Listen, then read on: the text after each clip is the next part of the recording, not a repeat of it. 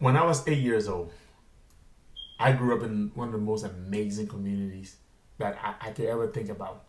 I grew up on a hill where my parents built two beautiful houses. I grew up in a community where everybody was just like family.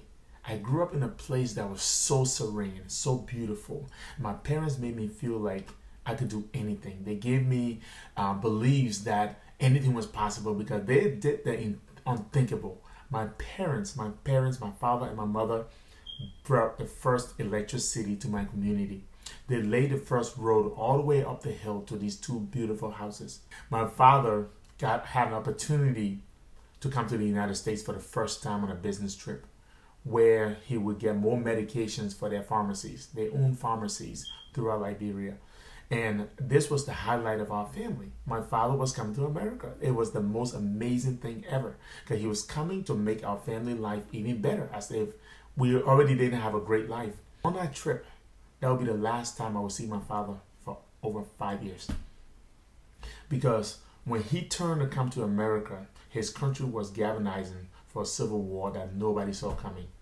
And that was the day my life changed. Our life changed. Everything that we knew to be good turned upside down. And then, as I thought the world was just perfect, everything came crashing down.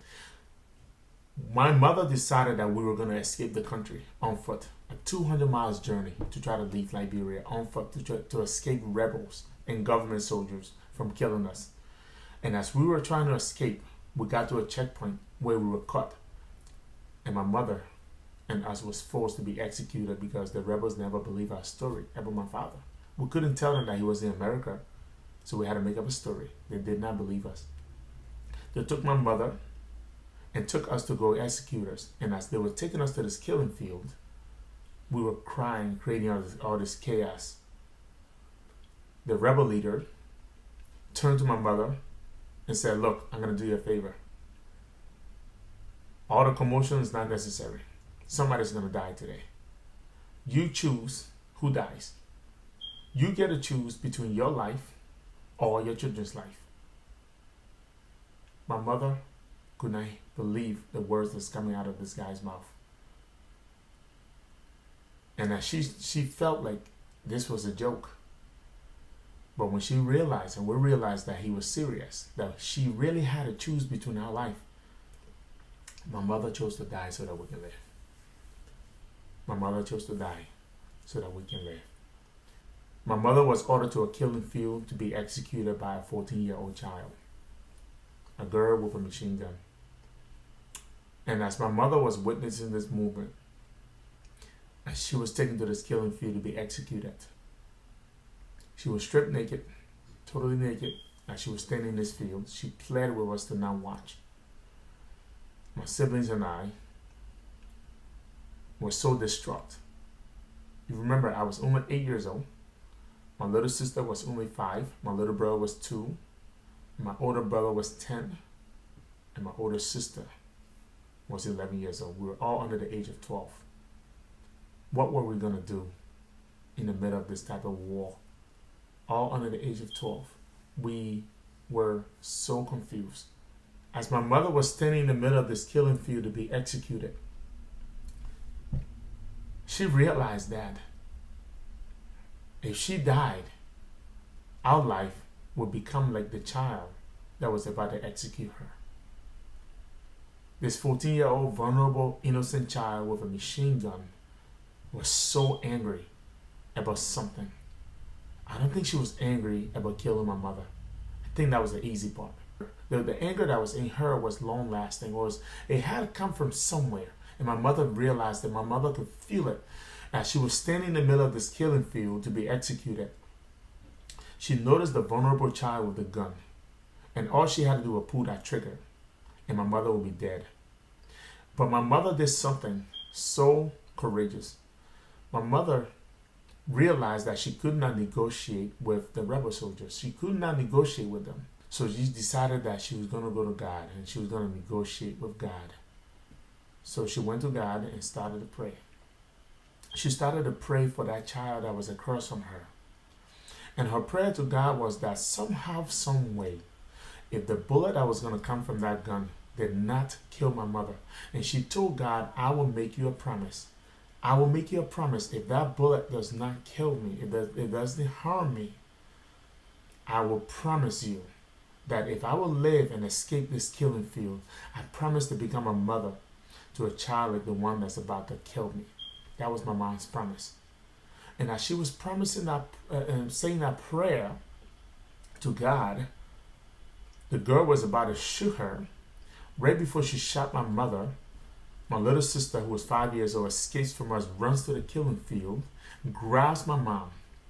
And she's standing there. My mother doesn't even realize that her daughter is holding her. And she's still praying in her mind that this child and this bullet should not kill her. And as my little sister is asking my mother, Mommy, are they going to kill you? Are you going to kill my mother? Please don't kill my mother. As she's crying and wailing, the girl is confused. She brings the gun to the floor. She doesn't know what to do. She's still being taunted by the rest of the rebel groups to shoot both of them, both my sister and my mom. And as she's being taunted to do so, she's getting ready to kill both my mom and my sister now. Another gentleman is brought to the field to be executed. He is fighting ferociously because his wife is pregnant. And the things that the rebels did to pregnant women was unreal. It was inhumanly unreal. And this guy realized that his wife was pregnant. And so he was fighting with all his might. He was fighting with everything he had. When all the attention goes to him to try to calm him down, the little girl is left alone to make a decision whether or not to kill my mother. She turns to my mom and tells my mother to pick up her clothes and leave. Because after they kill that guy, they're going to come back and kill her anyways. In that moment, my mother grabbed my little sister, picked up her clothes, and ran out of that killing field. She reunited with us, and little by little, we tried to escape Liberia. There were so many other things that took place along this journey to leave Liberia. However,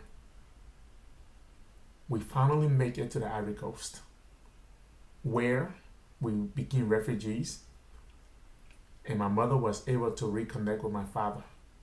After a year of trying to escape Liberia, my father could not believe that we were still alive. And here we are in the Ivory Coast. We spent about 3 to 4 years living in the Ivory Coast before my father could file in for us to come to the United States. That was not the end of my story. That was just the beginning of it. See, when we've been given a chance to live and had a chance to come to the United States and get a chance to get such an amazing education in this country and start life over, that was just the beginning of the reshaping of our life. And my mother made sure that we knew that that was the beginning of our life, because when the war was over in 2003, my mother got on the plane, came back to Liberia, to a war-torn country, to fulfill a promise that she made in that killing field.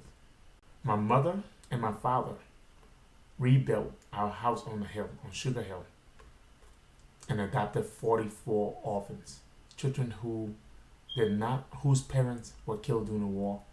They took these kids into their home, and over the last 10 years, they have impacted the life of these children.